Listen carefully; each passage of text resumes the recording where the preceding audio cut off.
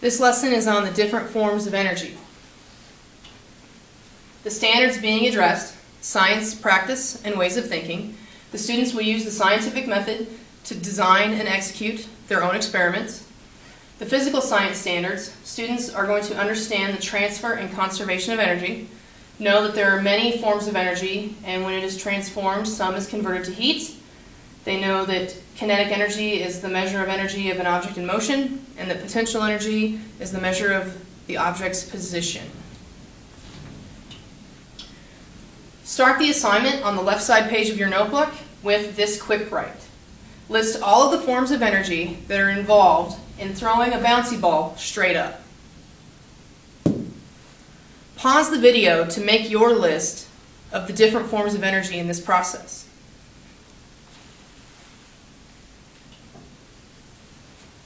Set up the right side page for Cornell note-taking. The essential question: how do you categorize the many different forms of energy? We're going to start with the definition of energy in general. Energy is the ability to do work.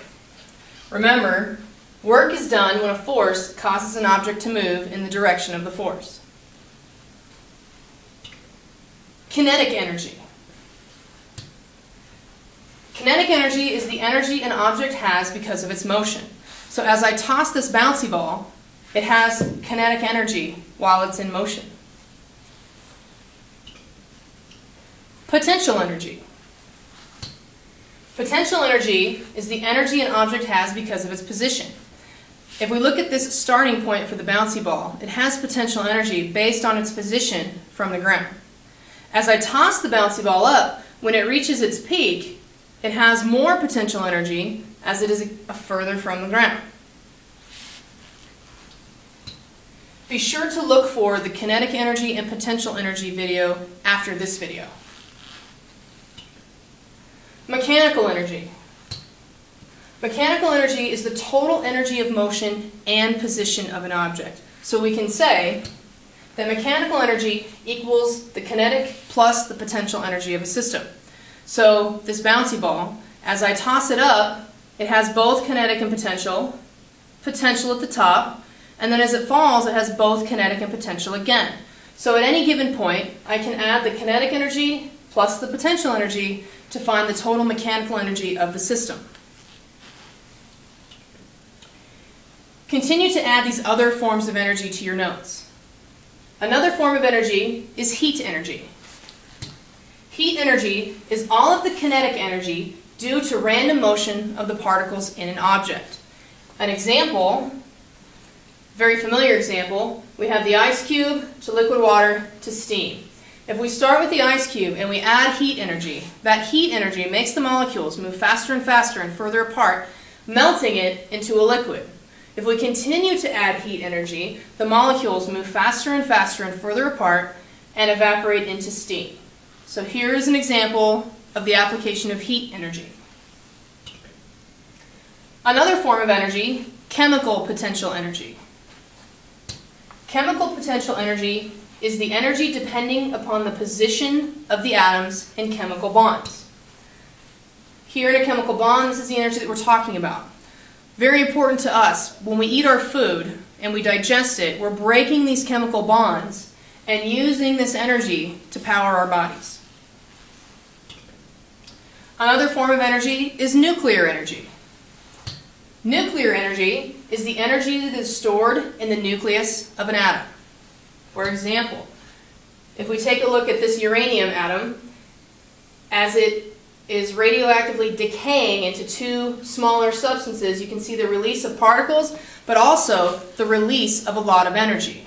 Here's a picture of a nuclear explosion out in the desert, and you can see that the amount of energy is very immense and can be very harmful to the environment. Another form of energy is electrical energy.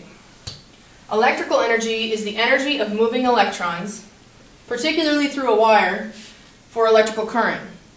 This is how we use electrons to power the electrical devices in our homes.